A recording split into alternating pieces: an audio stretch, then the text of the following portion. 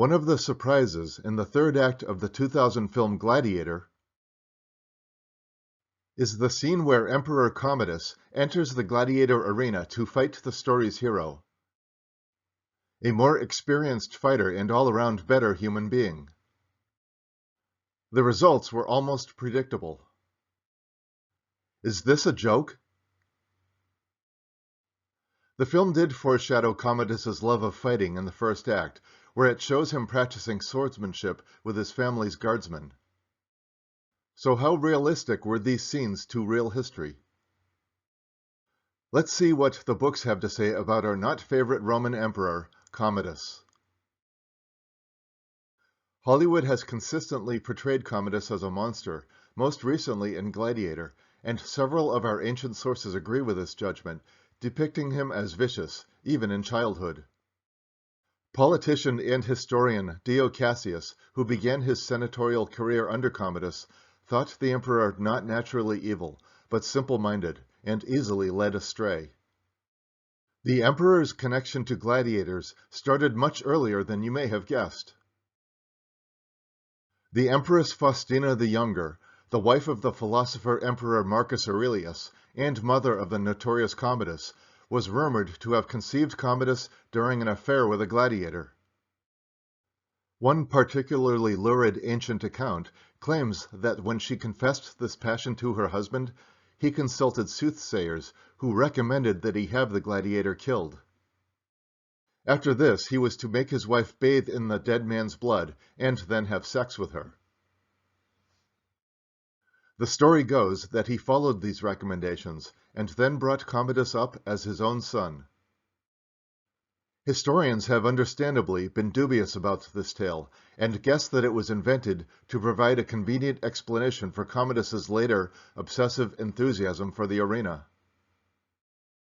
When Marcus Aurelius died in AD 180, there was no doubt about the succession. Commodus was now 18 and had been ruling as co-emperor with his father since the end of 176.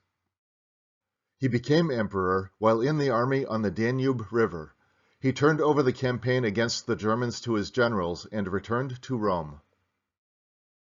Within a few months, he returned to Rome from the border wars on the Danube River and never again left Italy, where he became obsessed with the sports of the circus and the arena.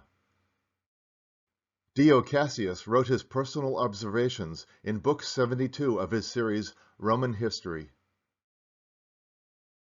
Commodus was wholly devoted to pleasure and gave himself up to chariot racing.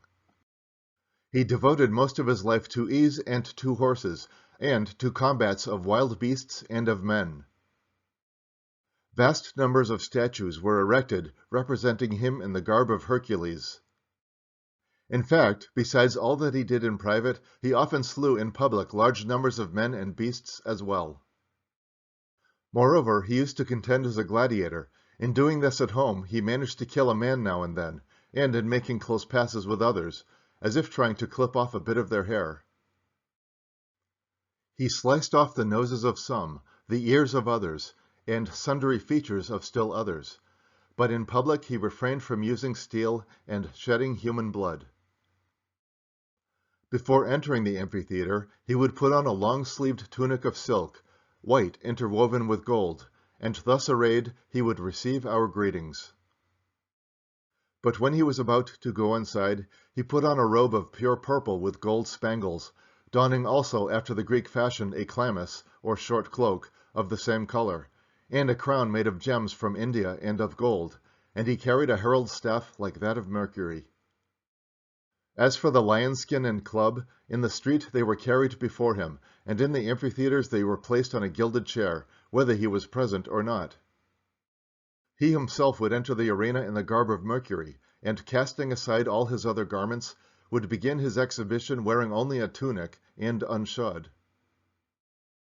On the first day he killed 100 bears all by himself, shooting down at them from the railing of the balustrade.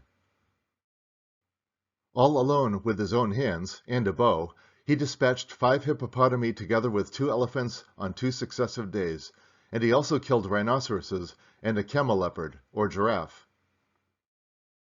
He also killed a tiger, a hippopotamus, and an elephant. and he killed a leopard, according to this engraving made between 1594 and 1598. Having performed these exploits, he would retire, but later, after luncheon, would fight as a gladiator. The form of contest that he practiced and the armor that he used were those of the secutors. He held the shield in his right hand and the wooden sword in his left, and indeed took great pride in the fact that he was left-handed. He, Commodus, was extremely proud of his left-handedness. Left-handed gladiators were particularly feared. And he had this inscription carved on the plinth of the statue of himself, the Primus Pallis Secutorum, or first-rank secutor, who, being left-handed, vanquished 12,000 men on his own. Really? 12,000 men? Anyway, what kind of gladiator was a secutor? The secutor, or pursuer, was another type of gladiator about which little is known for certain. He usually had bare thighs and torso, a visored helmet, a rectangular or oval shield, a dagger or short sword, and wore a greave on his left leg to add to the protection of the shield. He also wore a wide leather or metal belt which protected his genitals. His right arm, which held the sword or dagger, was protected by the leather bands known as manisae. Even those gladiators who wore various pieces of armor frequently had a naked torso. The purpose behind this arrangement was to prolong the fight as much as possible.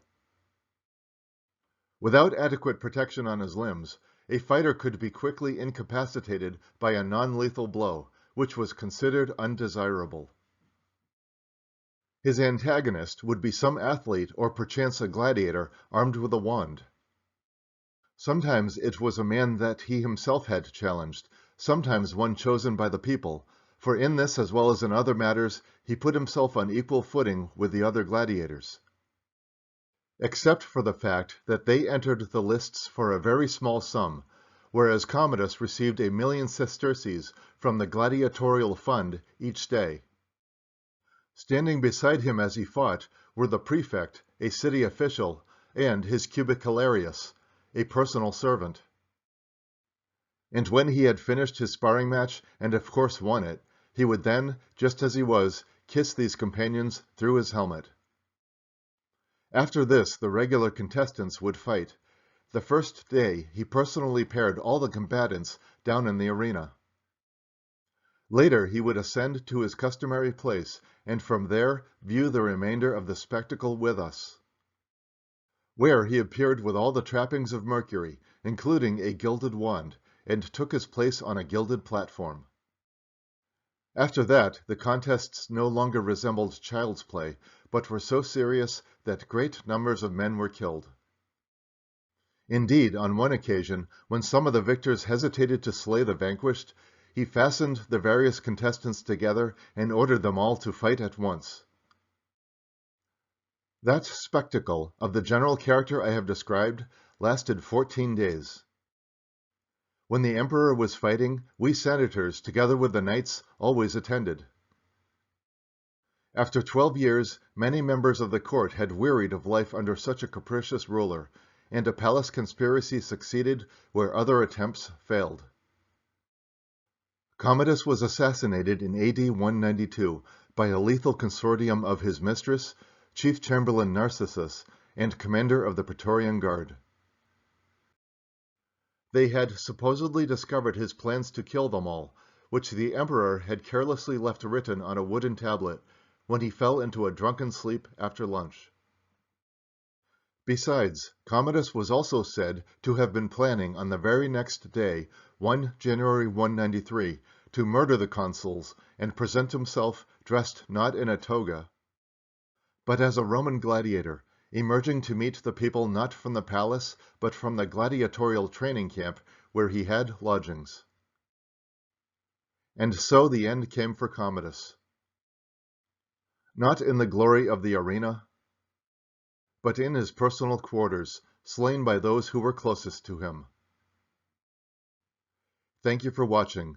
Please like this video, subscribe to this channel for new videos every week or two, and see the description below for a list of films, books, and online resources featured in this video.